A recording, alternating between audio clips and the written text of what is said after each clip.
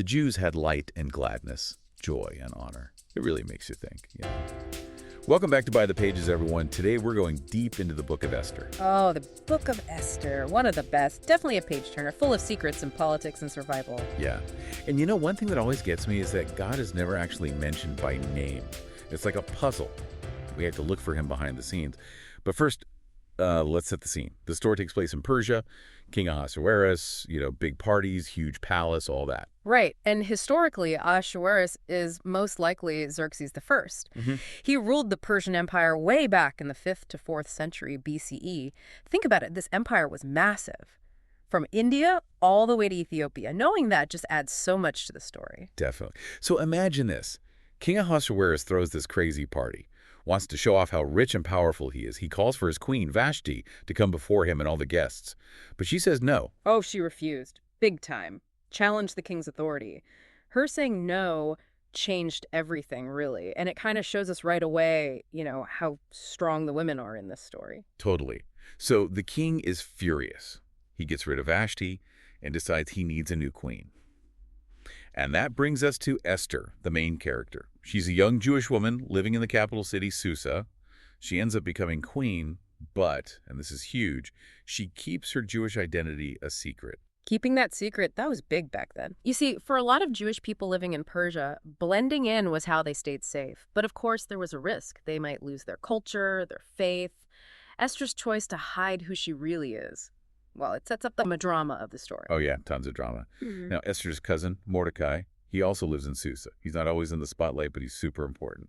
One day, he overhears these guys plotting to kill the king. Wait. You think he just overhears them? Come on, could that be a coincidence? I think that's where we start to see God working in the background, That's true. Yeah. Things are definitely falling into place for a reason. Anyway, Mordecai tells Esther, and she warns the king. They catch the bad guys. Mordecai's the hero. You'd think things would calm down now, right? But no. Now we meet Haman. Haman, this guy. A real piece of work. He's called an Agagite in the book, a descendant of the Amalekites. They were enemies of the Israelites. So instantly, Haman is trouble. Yeah. Haman is all about power. Everyone has to bow down to him. But Mordecai, he's devout. He only bows to God. That refusal, think about that. Mordecai risked everything by refusing to bow. He showed he wouldn't compromise his beliefs no matter what.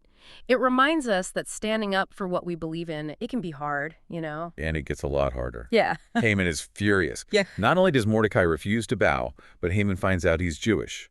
That's when Haman snaps. He decides to get rid of all the Jews in Persia, every single one. And it's terrifying how it all happens. Haman tricks the king into signing this awful decree. And to make it worse, they pick the day for the massacre by throwing dice. They use these things called pur. It shows how vulnerable Jewish people were back then. Their lives could change just like that, at the whim of a king. It's scary to think about. They have a date for the extermination of all the Jews. That decree from Haman, it was awful. Yeah, things were not looking good.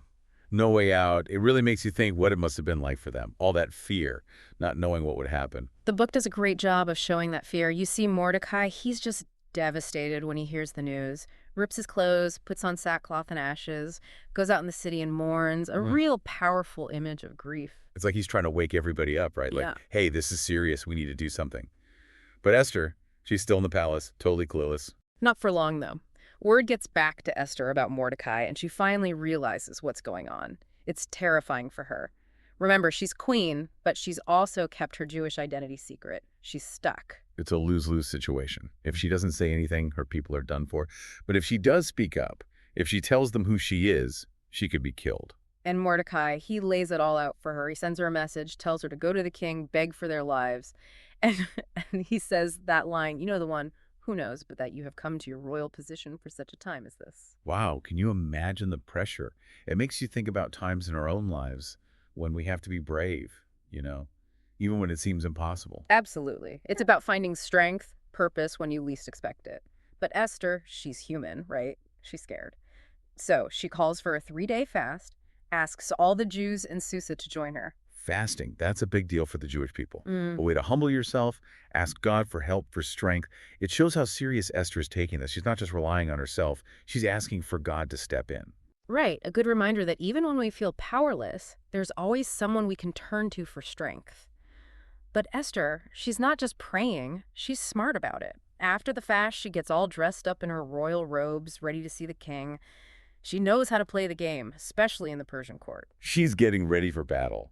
She's about to walk into a really dangerous situation, but she has to be prepared.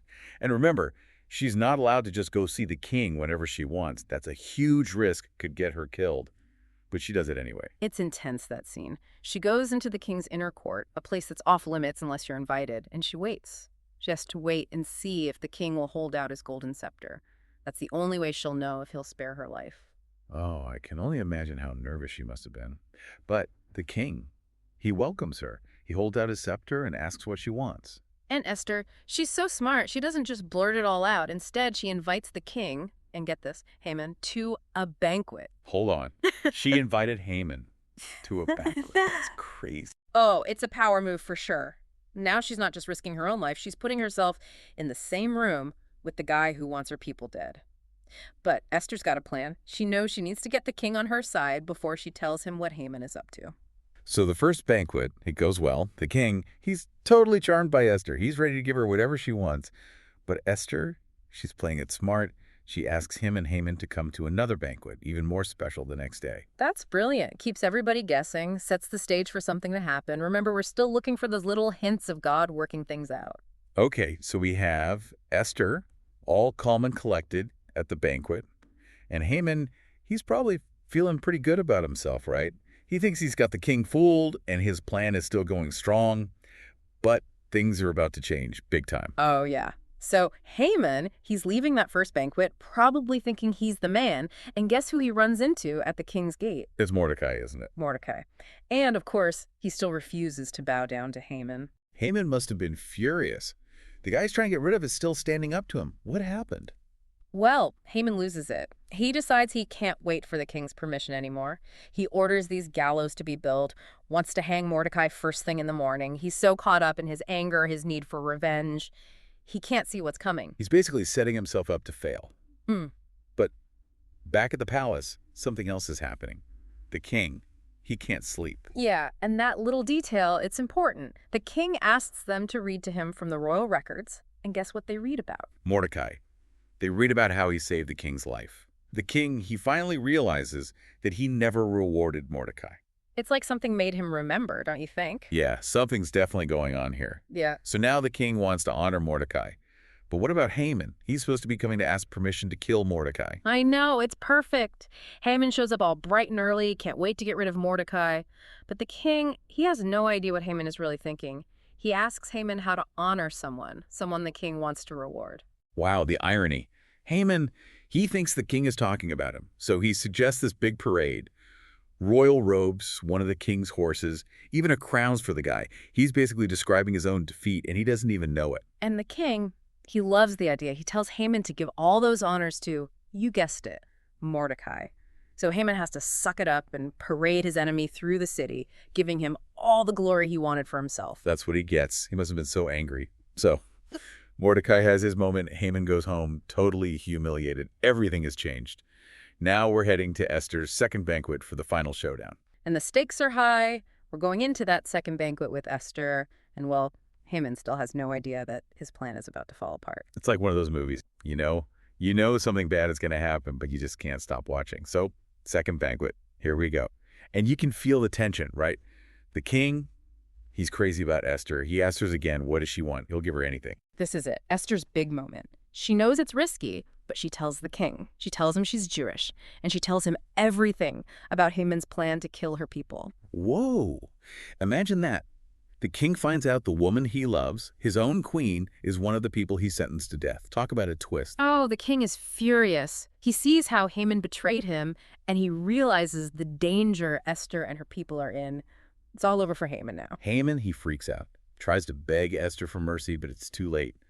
The king, he's so angry, he orders Haman to be hanged on the very gallows Haman built for Mordecai. Talk about karma. Haman's own hatred, his pride, it destroys him in the end. But even though Haman is gone, the problem isn't solved. That decree to kill all the Jews, it's still out there. And here's the problem. The king, he wants to protect Esther. He wants to protect her people. But there's this rule in Persia. Once a king makes a law, it can't be changed, not even by the king. Yeah, it's a tough spot. The system that was supposed to protect people is now the thing that's trapping them. What can they do? Well, this is where Mordecai comes in. The king, he knows Mordecai is loyal, a smart guy. So he gives Mordecai a powerful position. Now, Mordecai can make laws too. Smart move. Mordecai, he can't undo the old law, but he can do something better. He writes a new law that gives the Jews the right to fight back. They can defend themselves against anyone who tries to hurt them. Now, the Jewish people, they're not just victims anymore. They can fight, protect themselves and their families. And they do. The book talks about how the Jewish community fought back against their enemies. And they win. They defend themselves. They defeat their enemies. The day that was supposed to be their last day, it becomes a day of celebration, a day of freedom. And that's how they started celebrating Purim, right? This huge festival, all about celebrating how they were saved from being wiped out. It's a time to have fun, give gifts, remember their strength and their faith. Purim is still a big deal today. Jewish people all over the world celebrate it. And it's a reminder of that idea of God working behind the scenes, even though we don't see his name in the book of Esther. Yeah, it's like a secret message. No matter how bad things get, there's something bigger going on. There's a plan, even when we can't see it. The book of Esther shows us that there's always hope. Even in the darkest times, courage wins. And faith, well, it can change the world. Amazing story. The book of Esther reminds us that we all have that potential for greatness inside us. Sometimes it takes something really bad happening to show us what we can really do. So glad we could explore the book of Esther with you today. It's a story that still speaks to us all these years later. It's about courage, it's about faith, and it's about fighting for what's right. Big thanks to everyone listening. If you like this episode, please like, share, and subscribe to By the Pages. We'll be back with more deep dives into some amazing books. Until then, happy reading.